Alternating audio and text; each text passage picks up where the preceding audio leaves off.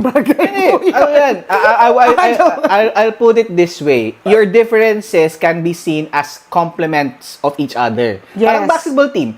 Kung hindi ako marunong mag-shoot, di ba? May kakampi ako magaling mag-shoot, so ipapasa ko doon. Yes. Pero kung hindi naman yung shooter, hindi malaki, doon ako sa ilalim. Pero as a team, we work. Di ba? Yes, at alam mo kung anong pinaka-importante sa conversation na to. A family will always be family. Oo diba? naman. Kung halimbawa, feeling mo, hindi ako favorite, or siya yung favorite, at the end of the day, as one kayo.